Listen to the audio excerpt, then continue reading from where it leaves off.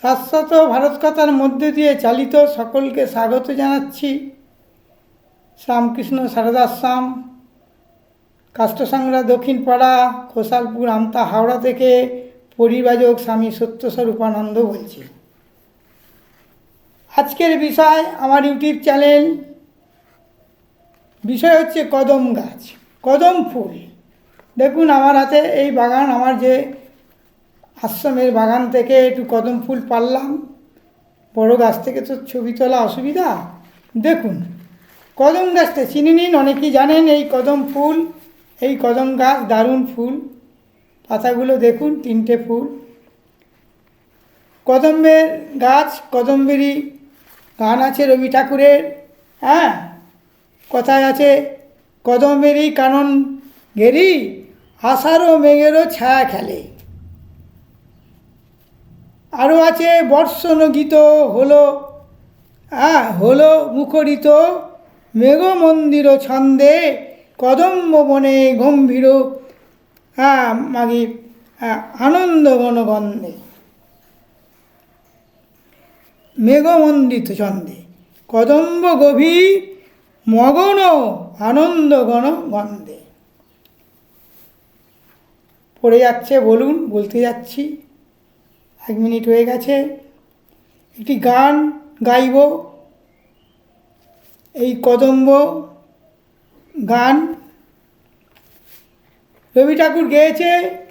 কৃষ্ণের গান আছে, কৃষ্ণলীলায় কৃষ্ণ যে লীলা করেছিলেন এই কদম্ব বৃক্ষ, কৃষ্ণবট, আর করেছি তমাল গাছ। তাই কদম গাছ নিয়েই বলছি, এর আগে আমি অনেক বলেছি।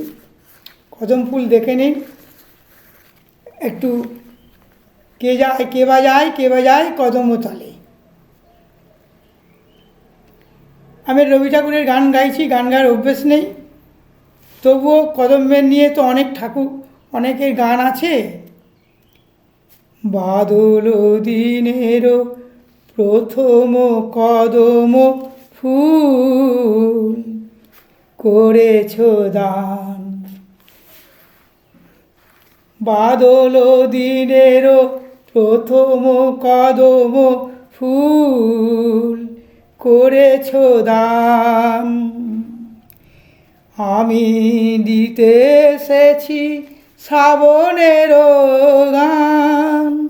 বাদল দিনের প্রথম কদম ফুল করেছ দান। আমি দিতে এসেছি শ্রাবণের গান। গান গা সুর নেই, তাল নেই, তবু রবি ঠাকুরের একটু কবিতা ছন্দে ভুল ত্রুটি নেবেন না। গান গাওয়ার আমার অভ্যেস নেই, তবু যতটুকু গাইছি ভালো লেগেছে। শ্রাবণ মাস পড়েছে, 4-5 তারিখ হয়তো হয়ে গেল। মেঘেরও ছায়ায় অন্ধকারে রেখেছি ঢেকে তারে। এই যে আমার সুরেরও ক্ষেতেরও, এই যে আমার সুরেরও ক্ষেতেরও প্রথম সোনার ধান। বাদল দিনেরও প্রথম কদম ফুল করেছ দান। আজ এনে দিলে হয়তো দিবে না কাল, রিক্ত হবে যে তোমার ফুলের ডাল। এ গান আমার শ্রাবণে শ্রাবণে তব বিস্মৃত তিথি স্রোতের প্লাবনে। ফিরিয়া ফিরিয়া আসিবে তরণী বহি তব সম্মান। বাদল দিনের প্রথম কদম ফুল করেছ দান। আমি দিতে এসেছি শ্রাবণের গান। কদম ফুল নিয়ে বলছি, কদম ফুল নিয়ে, কদম ফুল একটি ভেষজ উদ্ভিদ, বনস্পতি, বড় গাছ। কদম এর কদম্ব, প্রিয়ক, নিপ, বৃতপুষ্প ও হলপ্রিয় এই কয়েকটি কদম ফুলের পর্যায়। হিন্দিতে কদমকারে, গুজরাটে ও আরবিতে কদম্ব বলা হয়। বাংলাতে তো কদম আছেই, মহারাষ্ট্রে রাজকদম, আসামে কদম্ব বৈজ্ঞানিক নাম হচ্ছে নকলিয়া কদম্ব। নিউক্লিয়া কদম্ব এর গুণ হচ্ছে কদম্ব মধুর কষা, লবণ রস, শীতবীর্য, গুরুপাক, কফ, স্তন্য, বায়ুজনক। একে আর একটা আছে কেলিকদম। কেলিকদম আমার আশ্রমের উদ্যানে ছিল, বাগানে। গাছটি কাটা পড়ে গেছে বাউন্ডারি পাঁচিল দিতে গিয়ে, বাউন্ডারি ওয়াল দিতে গিয়ে সারা বছর কেলিকদম ফুল হয়। এটা বছরে একবার হয় ফুল, দেখুন খুব সুন্দর ফুল কদম্ব কৃষ্ণের। এর বৈজ্ঞানিক নাম হচ্ছে নকলিয়া কর্ডিফেলিয়া।